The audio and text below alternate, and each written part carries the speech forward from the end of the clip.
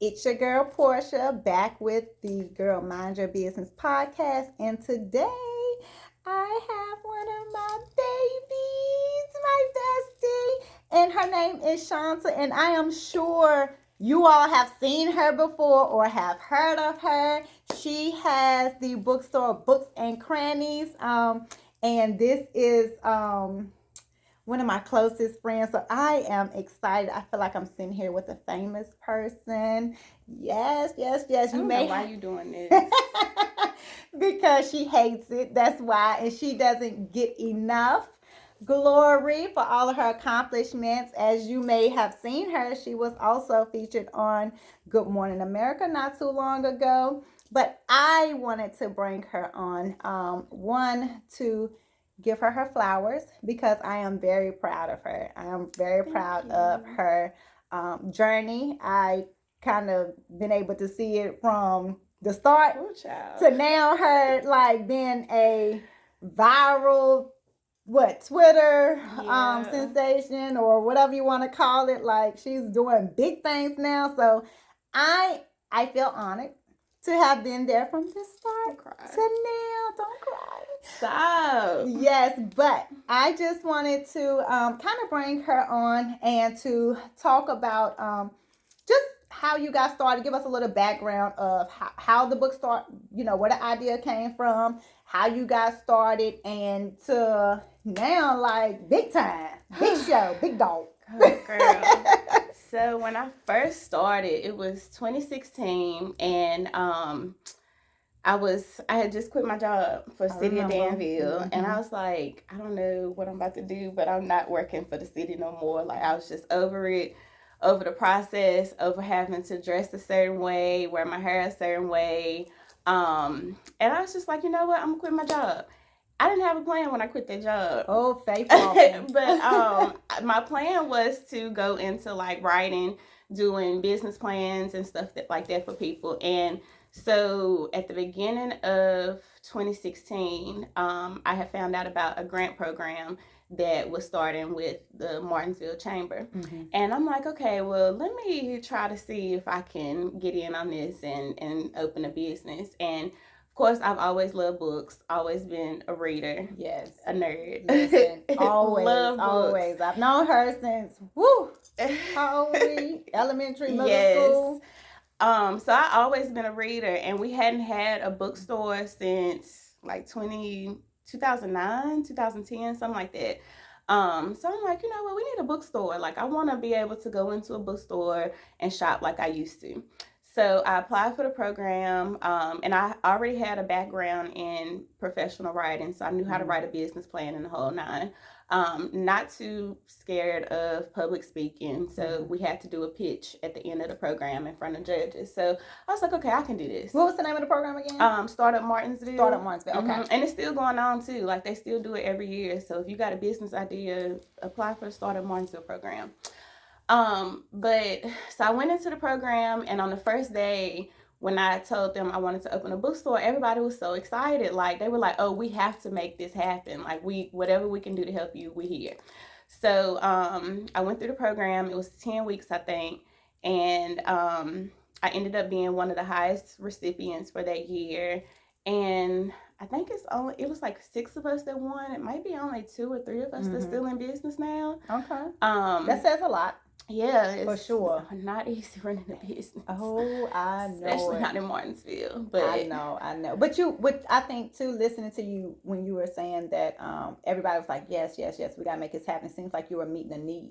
Yeah. For the community. Yeah. And so I think that was the main thing. Like, you have to meet a need. Mm-hmm. I mean, you see so many people like going into the same businesses now, and it's like, you got to meet a need. Right. That is crucial. You got to know what's needed. Yeah. And that probably could take you a lot farther than, just hopping on board with whatever you see is popping. Exactly. Because I feel like a lot of people do that a little bit. Yeah. Like, I mean, they ain't knocking nothing. Let's be clear. We ain't knocking. But not too many people trying to open a bookstore. Nobody, that's what I'm saying. Like, nobody's meeting the need. We're hopping on, I think sometimes people hop on whatever they see pop fast. Mm-hmm.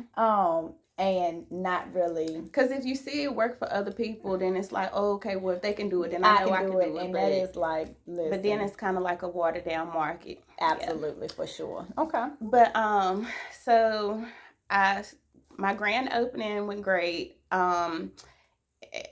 Everything went great the first couple of months, and then after the holidays, it's like shut down. Nobody's buying retail items, nobody's shopping. And like, even though now Uptown is growing, back then I started when it was like no businesses uptown. I remember even when I came up here this weekend, I was like, I didn't know that business was there. I didn't know that business was there. Hold on, where did they get this from? Like, wait a minute, where I been? And it grew like that.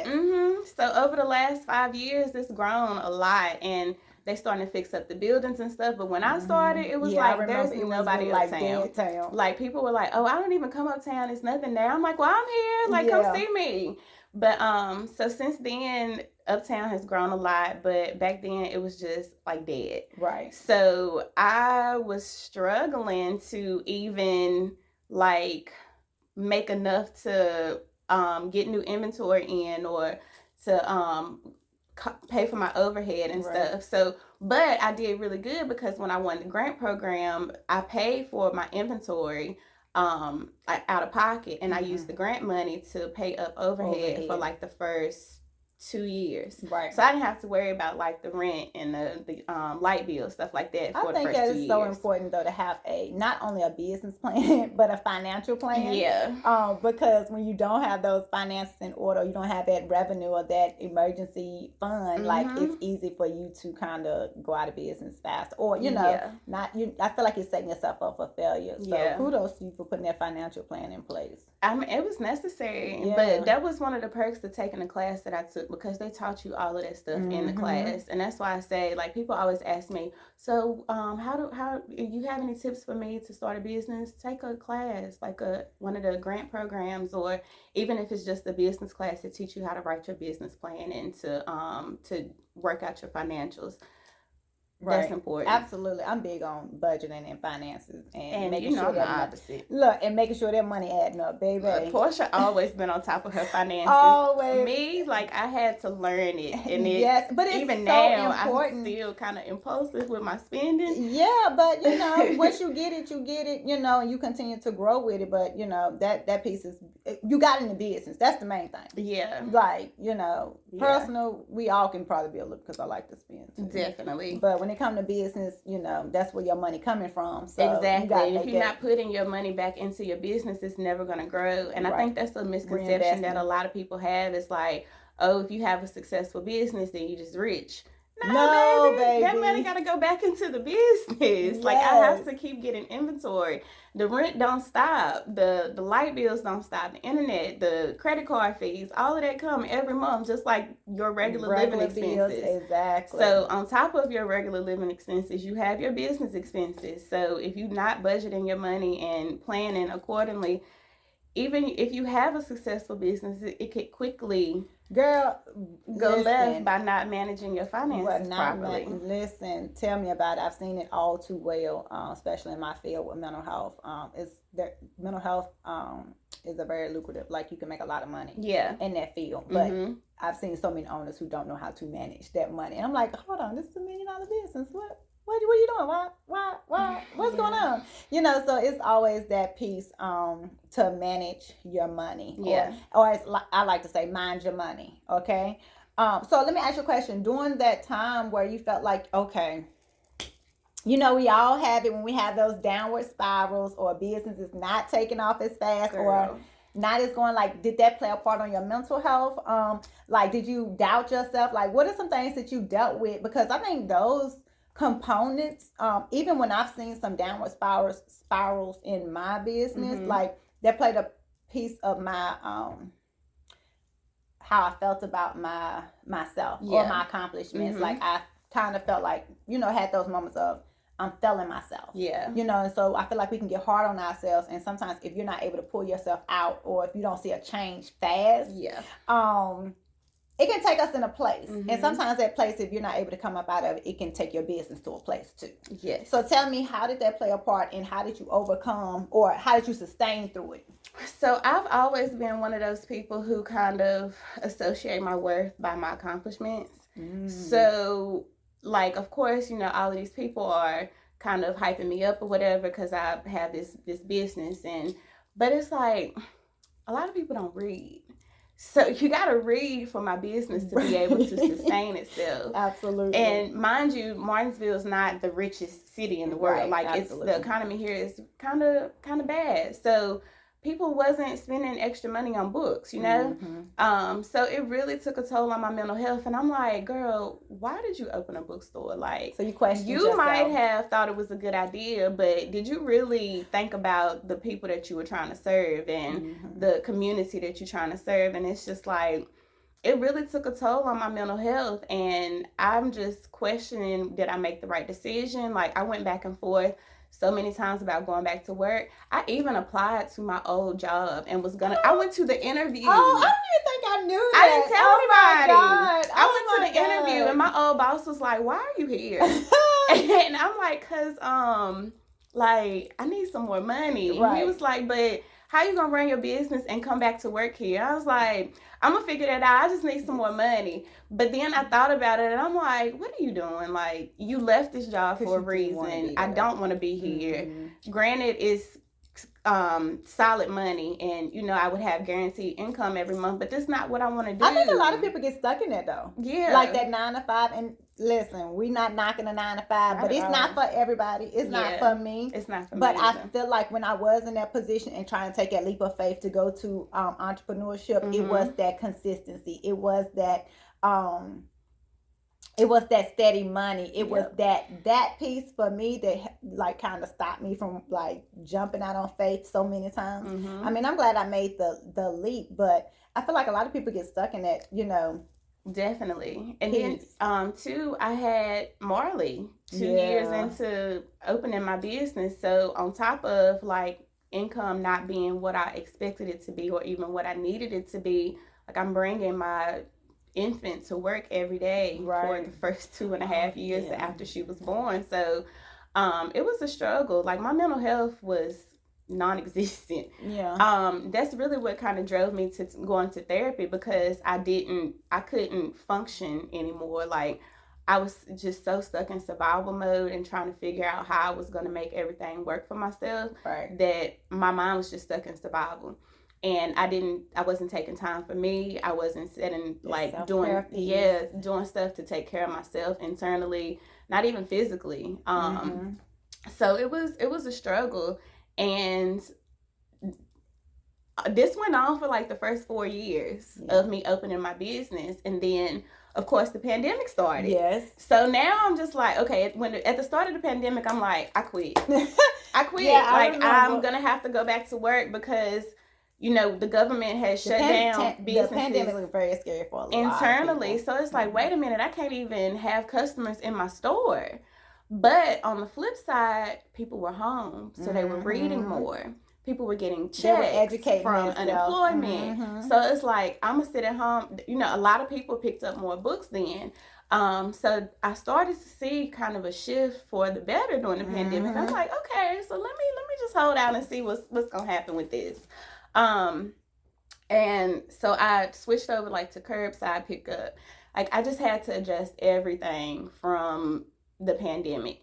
And so before the pandemic even started, I had set up a website to sell books online. And so the way my website is set up, any books that I can order from the warehouse that I order from, I can ship those directly from my website if you order online. So I started online sales in 2018, and I was paying more for the online service than I was getting in my orders online. Oh wow. So for a long time, I'm like, I can't make this make sense either. Like I'm losing money by doing online sales, and the numbers aren't adding up. But when the pandemic started, I was like, this was good for me to already have this in place because, right, you know, people started getting putting in online orders and having curbside pickup or having me ship things to them. And then so in June of 2020, I had a tweet that went viral, and this was the day after the George Floyd video was released. And I was just so frustrated. I don't even know if I realized that I was sending it from my business account. I really thought it was my personal. Oh wow. Yeah. But I had really I had tweeted about how like I had been hesitant to state that I was a Black owned business because we live in southern rural Virginia. Right. Like majority of my customers are white people. And so I didn't want to have that negative vibe or whatever from certain people that I was like anti-white or whatever because I was being pro-Black, which is never the case. Like, but you know, it's just a common misconception. So I had tweeted about how hesitant I had been to state that I was a Black-owned business, and you know, I wasn't gonna hold that back no more. Like, we here. Right. I'm about to let everybody know this is a Black woman-owned business. And so the tweet ended up getting like over 300,000 likes, and then over 40,000 retweets. And from that day forward, June 2nd, 2020, it was up. Listen. Like, I spent the entire summer of 2020 in front of my computer. I remember. Literally. I remember. In front of my computer at my house. Every time we filling online orders. I'm online. I'm working. And so many of those customers, because like all I cared about was meeting these orders. Like literally I was getting 3-4 hours of sleep at night. Right. Marley on my lap at the computer, I'm doing the work. But I was just adamant about maintaining these customers and getting a customer retention. Like, okay, if my customer service is A1, I'm getting these orders out, they're going to come back. Right. And that's what happened. So even now I have like so many customers from 2020 who still order their books solely from me. Right. And then we had like all these lists coming out about Black-owned bookstores that you could shop from, because this was a time that people were trying to educate themselves about Black history and racism. And so it was crazy. Even to this day, like I have to I'm in therapy now. So my therapist has to remind me that like I'm worthy of this and I did the work to get here. Cause I'm like, I did this off of a tweet that went viral, and I didn't even mean for the tweet to go viral. And she's like, girl, like it's supposed to happen. I didn't mean to cut you off. Do you ever feel like you're suffering from imposter syndrome? Yes, that's real. Like I feel like a lot of entrepreneurs stuff. Tell me about that. Like I said, it's just kind of hard to accept that. Like, first, I don't like attention. Yes, I know. So when people like kind of give me praise, it like makes me like just shy away. It's just, I don't know. I feel like I don't really deserve it. But that's something that I'm working with, like to really tap into knowing that I put the work in for my business, and this is something that I really wanted to do and something that I enjoy doing and I'm passionate about. And I think that reads with other people that, you know, I really care about the work that I'm doing, not just about the making money, but I really care about spreading literature and the love for literacy to our community and especially to the kids. So, but I still definitely struggle with imposter syndrome. It's like, I don't know if I deserve this. Yes. Look, imposter syndrome, I feel like it hits home way too often with business owners. And you know, the biggest key for that is to stay in front of it. Because even when I've struggled with it, I've always had to kind of stay in front of it and, you know, use those affirmations like I am deserving. Like, I did the work. I damn well deserve everything that's coming my way. Like, I'm going to take all of this, you know, because I think sometimes even for myself, like I've caught myself almost self-sabotaging because I'm like, okay. I'm the queen of like, I'm like, hold on now.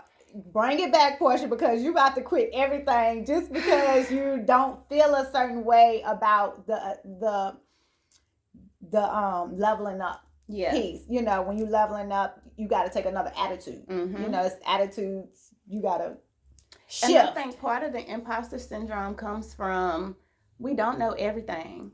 Right. But when you running a business, you feel like you should know everything about everything, and it's just not possible. You learn constantly as you go and you grow. Right. So that imposter syndrome is like, especially when people start like praising you and stuff for the work that you do, and it's like, girl, I don't know what I'm doing. We just winging it over here. Like, I just go day by day. Every day. I don't have a clue about what I'm doing. I'm just learning as I go. But the key is to just keep going and to keep pushing yourself, teach yourself something new every day. And keep learning, keep being a student, because I just feel like the pandemic, like, even looking in business, when you think you have it all figured out, and then here come the pandemic and shaking shit up. Like, every time. Who told you to come through here and mess up stuff when I had it flowing? Right. You know, now I got to figure out another system. I got to pivot. I got to see, make some stuff shake other places.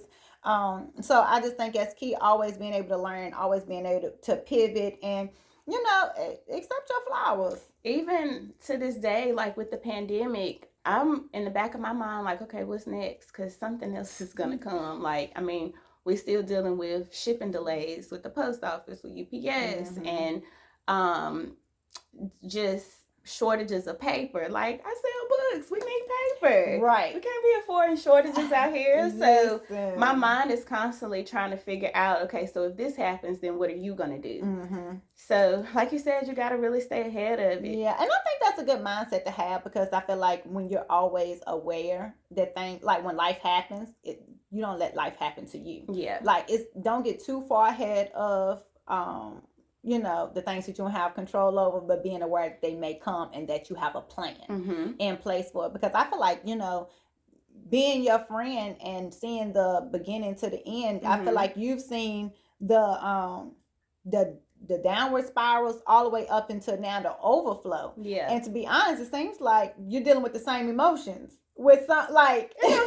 Yeah, like, it's like, okay, now I'm in the overflow. Now I'm still, honestly, the overflow is more stressful than the downside. Because it's like, all right, well, if it didn't work, I can go back to work. But now it's like, I done came too far to just be going back to work. So we gotta keep making this work. You don't have an option. And then I feel like, the famous saying, to whom much is given, much is required.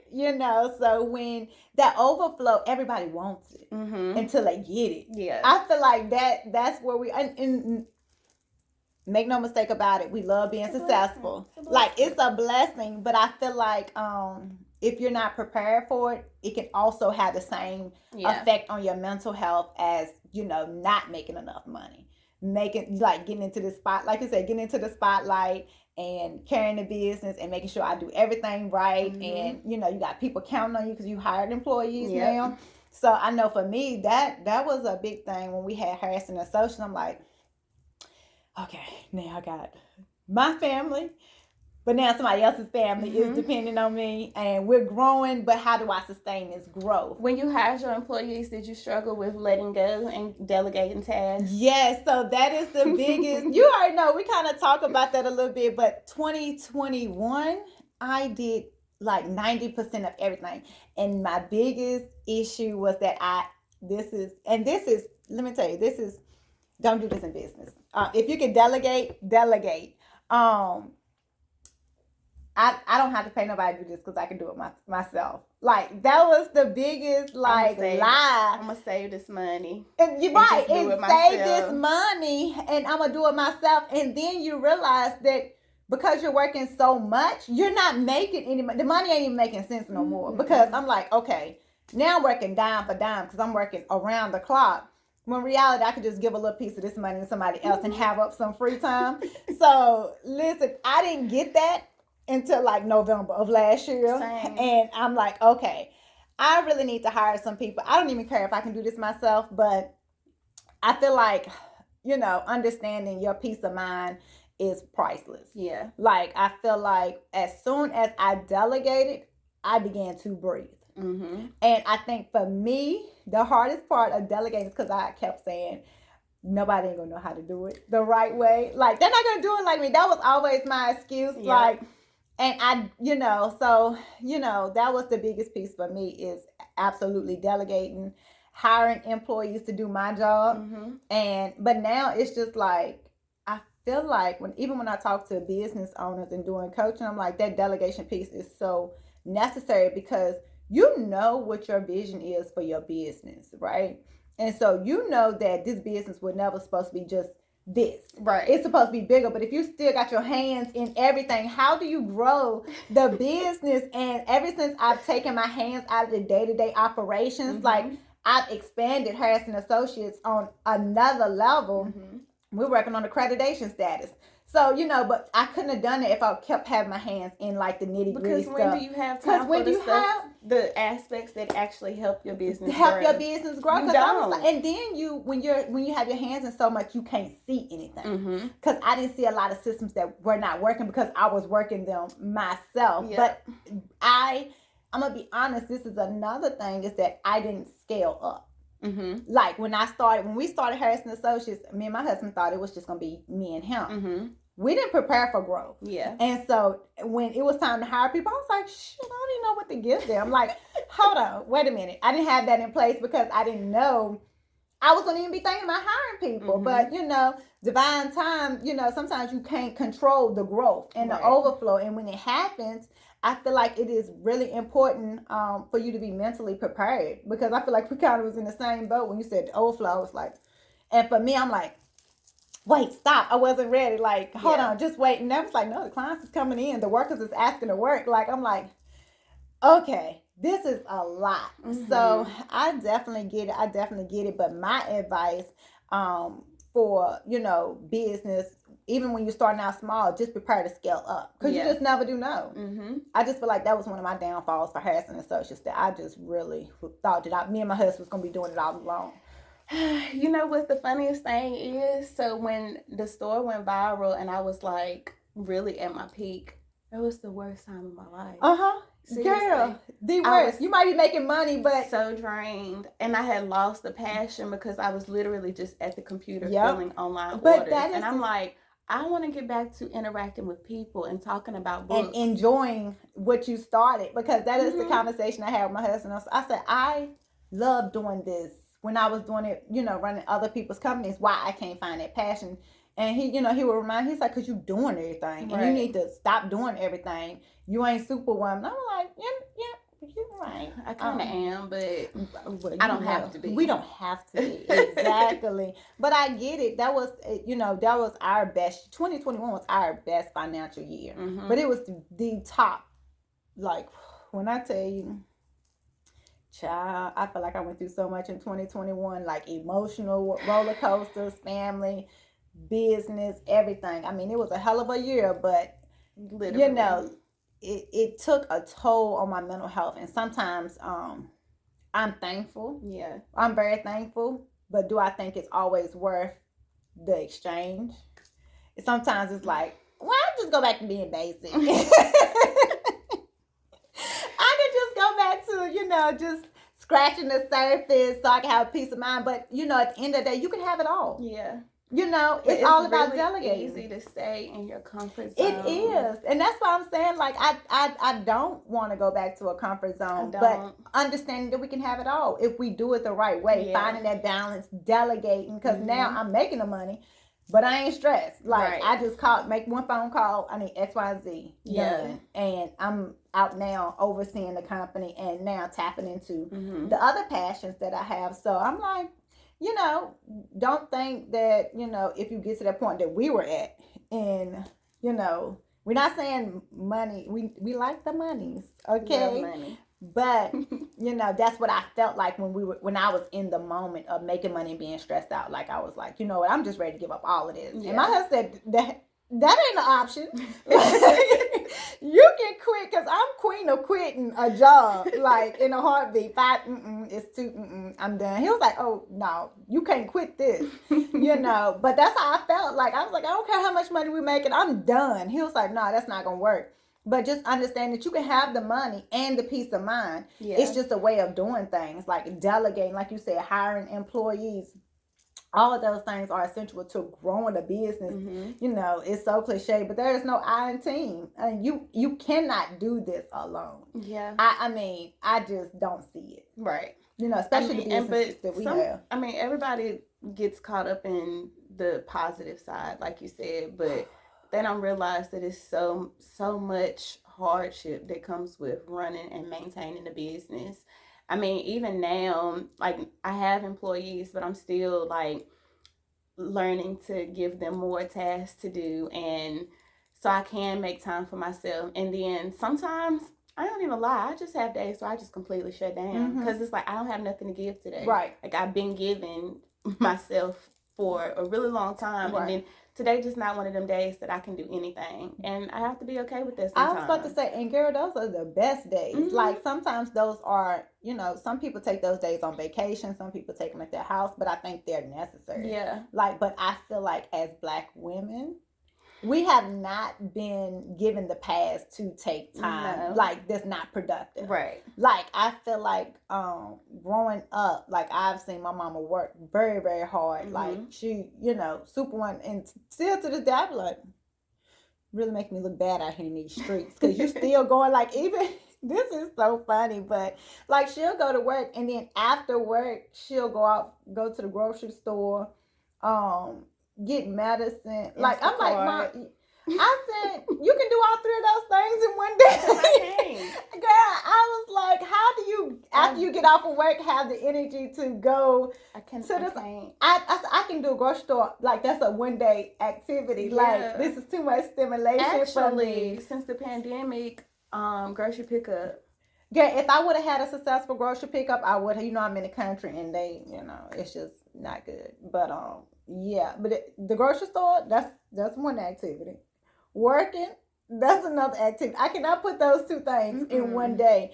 So I feel like growing up, I've seen that strong woman mentality and that hard working mentality, and taking it into, we grew up like that, so we implemented it. Yeah. And now the way of the world is, girl, get some rest. Yeah. What? Get some what? We can do that? With me, like being raised by Annie, it was opposite because she was retired and stayed at home. Oh, yeah. But her house was spick and span every day, all day. Like she just cleaned and that was it. And like cooked every day. And I'm like, I find myself being hard on me because it's like my house is not in order all the time. I don't have it in me to cook when I get home. And so I'm like, Lord, my kids, they ain't gonna be hitting on nothing because they ain't getting home cooked meals 7 days a week. And then I'll be like, girl, shut up. Girl, it is not, listen, they're going to make it. Like, I tell myself all the time, like, today is going to be eat out day. Matter of fact, tomorrow's too. And probably the next day. I'm just not a fan of cooking. I'll cook sometimes. I don't have it's just not my favorite thing to do unless it's the only thing I have to do. Like, getting off from work. Yeah. Cooking, like I can really enjoy it if I know I don't have nothing. If you don't have nothing to do, like a good Saturday that I don't have nothing to do, like I will sit in the kitchen and cook all day. But if it's like I said, you get max one activity out of me, and I'm okay with that. But I feel like everybody needs to find their norm. Right. Everybody is stuck on what traditions or what they use, what other people are telling them, or taking somebody else's life. Because you don't know. Yeah. You don't know what they do behind the scenes. It's 2022. You're going to get what you get in these streets, okay? And I'm going to make it work for me and mine. Right. You know what I'm saying? But I just really, really, really want to thank you for coming on. Thanks for having me.